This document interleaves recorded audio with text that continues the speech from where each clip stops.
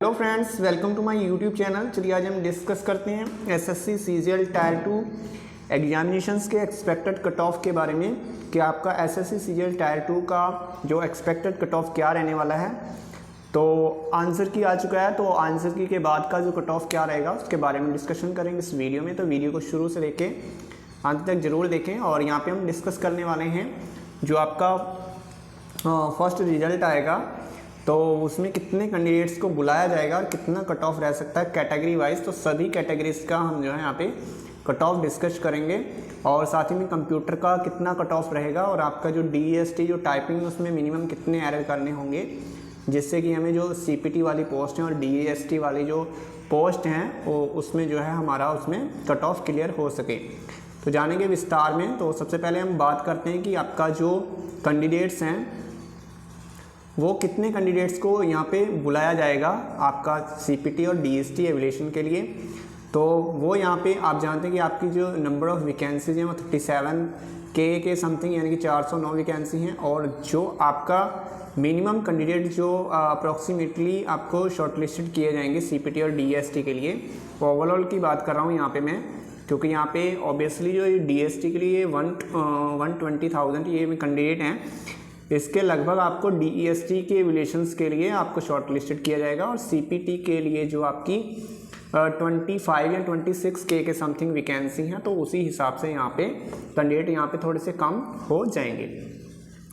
लगभग 80,000 के समथिंग आपके सीपीटी के लिए जो पोस्ट हैं उनके लिए आपको बुलाया जाएगा। तो ये आपका लगभग 3 टाइम्स ऑफ वैकेंसी का 3 टाइम्स कैंडिडेट्स को बुलाया जाएगा फर्स्ट लिस्ट में। उसके बाद में जो है आपका सीपीटी और डीएसटी को एवल्यूशंस किया जाएगा कि आपने सबसे पहले ये देखा जाएगा कि आपने यहाँ पे जो मिनिमम क्राइटेरिया है वो आपने क्रॉस किया है या नहीं किया है।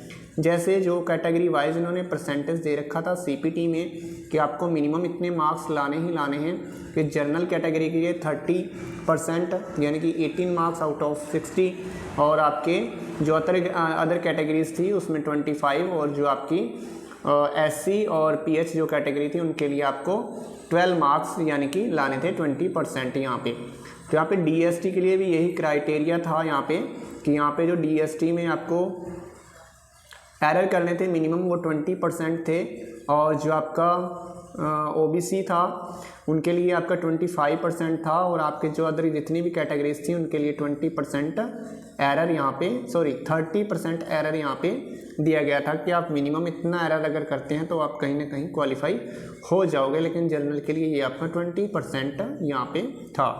तो अब बात करते हैं कि आपका जो एग्जामिनेशन हुआ है, जो आपके ये 4 पेपर हुए हैं सेक्शन फर्स्ट में और सेक्शन 2 में, तो ये यहाँ पे 130 में से जो आपका कट ऑफ है वो क्या रहने वाला है तो उसका डिस्कशन करेंगे हम। तो यहाँ पे जिस कैंडिडेट्स के एससी कैटेगरी का अगर कैंडिडेट है उसके मार्क्स 220 के समथिंग अगर बन रहे हैं आंसर की के बाद, तो यहाँ पे वो सेफ माना जा सकता है किसी न किसी पोस्ट के लिए। और ये आपके जो मार्क्स हैं ये आपके रो मार्क्स हैं। तो यहाँ पे अभी नॉर्मलाइजेशंस भी होगा, तो वो भी हम डिस्कशन करेंगे कि किस शिफ्ट में सबसे ज़्यादा नॉर्मलाइजेशन हो सकता है। तो अभी तक की जो देखा जाए तो सबसे जो टफेस्ट शिफ्ट है तो वो थर्ड शिफ्ट को ही बताया जा रहा है कि थर्ड शिफ्ट जो है काफ़ी टफ देखने के लिए मिली है। तो बाकी जो है जैसे ही आप जो है अपना रो मार्क्स कमेंट सेक्शन में अपने शिफ्ट के हिसाब से अपना डेट एग्जामिनेशन वो एंटर करना, उसी के हिसाब से हम देखेंगे कि कौन सी वाकई में थर्ड शिफ्ट इजी थी या फिर टफेस्ट थी। तो यहाँ पे हम अगली कैटेगरी की बात करें एसटी कैटेगरी की, तो एसटी कैटेगरी में आपके 200 के समथिंग अगर आपके मार्क्स आ रहे हैं तो कहीं ना कहीं आप एक पोस्ट के लिए सेफ माने जाओगे।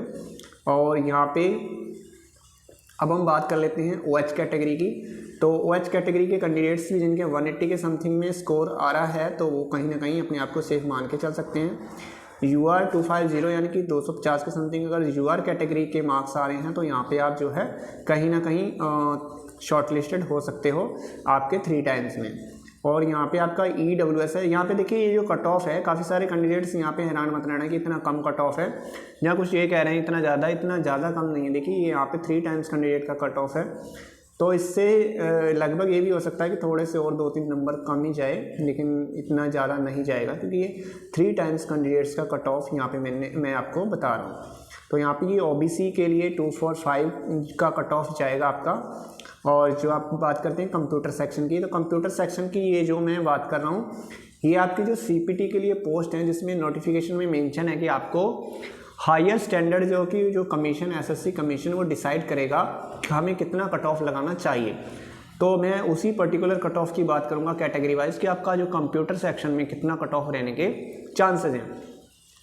तो यहाँ पे देखा जाए ये सेक्शन 3 है आपका। तो यहाँ पे सबसे ज़्यादा जो टफेस्ट जो सब्जेक्ट रहा आपकी बार वो कंप्यूटर का रहा है, जो कि 20 क्वेश्चंस आए थे 60 मार्क्स के, जिसमें काफ़ी सारे जो बच्चों को इससे जो है दिक्कतों का सामना करना पड़ा। और यहाँ पे काफ़ी सारे कैंडिडेट ऐसे हैं कि जिनके बहुत अच्छे मार्क्स हैं, 285 तक मार्क्स हैं, लेकिन उनके कंप्यूटर में कहीं 9-8 नंबर आ रहे हैं और वो जो है इसे क्वालिफाइंग भी नहीं कर पा रहे। तो यहाँ पे देखिए ऑलरेडी पहले कहा कि आपको कंप्यूटर मैंडेटरी है, लेकिन क्वालिफाइंग नेचर है, आपको क्वालिफाइंग तो कम से कम करना पड़ेगा ही, उसके बाद में ही आप जो है आगे के प्रोसेस के लिए माने जाओगे। अगर आपने कोई सा सेक्शन अगर आप क्वालिफाइंग नहीं करते हो तो आपका जो कैंडिडेट है वो उसी समय समाप्त हो जाएगा, आपको आगे किसी भी एवल्यूशंस के लिए शॉर्टलिस्टेड नहीं किया जाएगा। आप बात करते हैं कैटेगरी ईडब्ल्यूएस की, अगर 25 और 28 के बीच में आपके मार्क्स आ रहे हैं तो आप जो है अपने आप को सेफ मान सकते हो।